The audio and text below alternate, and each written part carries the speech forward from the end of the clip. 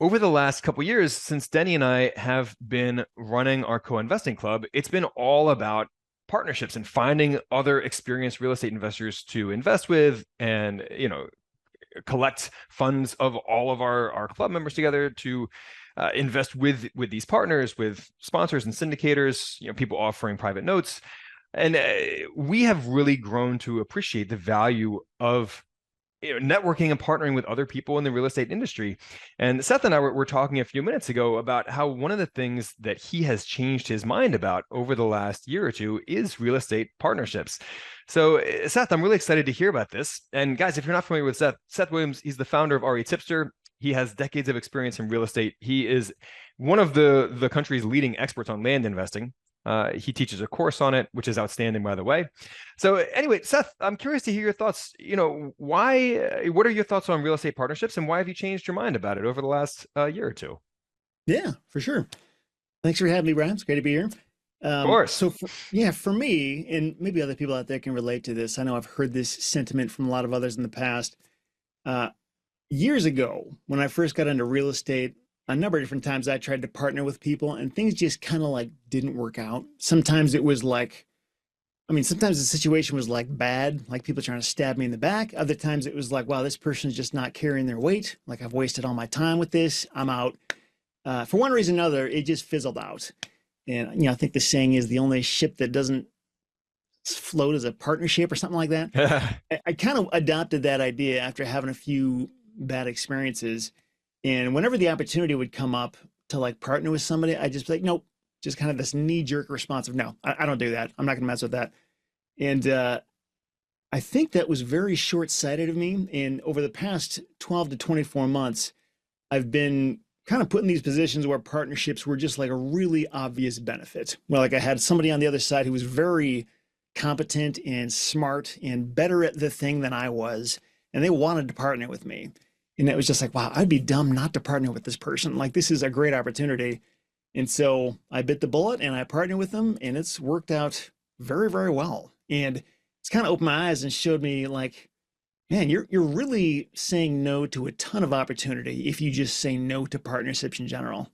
And I think it's one of those things where, like, is there risk in partnerships? Absolutely. But like, you just have to use your critical thinking and look at each situation on a case by case basis. But to just have a policy where you say no to partnerships is not smart. And I think with the things that I'm involved with right now, I've got a land business, self storage business, content creation business with REtipster. And the only way that I can continue to do all those things is if I have partners in each one of those things that can kind of help move things forward. And especially with things that I'm just not good at or don't enjoy doing that they are good at, and they do enjoy doing it. Like, it's kind of an obvious benefit, like do the partnership. And I know, one of the things I was always kind of concerned about is like, what if I get in bed with this person and then I'm like stuck with them, something happens or something changes or they die or, something horrible happens and now I'm stuck and I can't get out. And we actually worked, when I put together my self-storage facility, I worked with my attorney for a long time to come up with this buyout provision. I call it the freedom clause, it's pretty cool. It basically just says, if at any point Seth wants to get out of this, he can make an offer to buy out that other partner. And then if that partner says no, that means they immediately have to turn around and buy Seth out. So like one way or another, there has to be a way for one of us to pull the trigger and get out of this thing. And in terms of like what that buyout price would be, it would be based on an updated appraisal at that point in time. So it's basically just a way to not get stuck. And you can apply this to any kind of partnership where whatever the situation, one party can buy the other party out. And that other person, even though they might not want to leave or it might not be the ideal outcome, like they're still able to leave in an equitable position where they have what they put into it and then some. So that just having that in the back of my mind, whenever I think about a partnership, that's always the thing I'm thinking about that's going to make a lot of things okay, because I don't have to get stuck in this. So, yeah. Yeah, no, that buyout clause makes a lot of sense. I like that, leaving the escape route. If it's just not working out. I think it's an African proverb that says, if you want to go fast, go alone. If you want to go far, go with others. And I think that really applies here, and really with everything in entrepreneurship and with real estate investing. If you're trying to do everything by yourself, there's just not that much that you can do, right? It really limits Yeah. what you can accomplish. Now, that being said, business partnerships, real estate partnerships, these are, I mean, it is like a marriage without the sex. So how do you go about vetting partners, before getting into bed with them, proverbially speaking? Yeah, well, I know with the self-storage situation, so that was actually like one of the first big partnerships that started changing my mind about all this.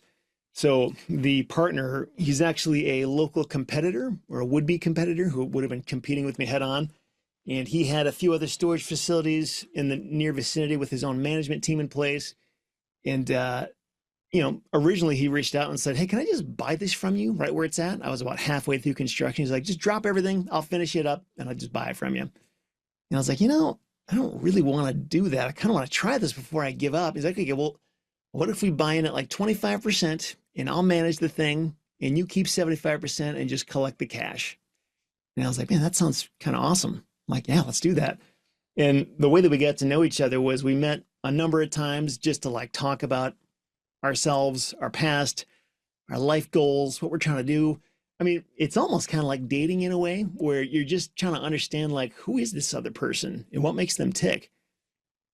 You still there, Brad? Oh, sorry, you I froze am up still for a here. second. Okay. But yeah, just trying to understand like who is this person, and um, you know, there's a lot of opportunities there to look for red flags and just see like, okay, maybe there's something about their motivations that don't sound that pure or something like that.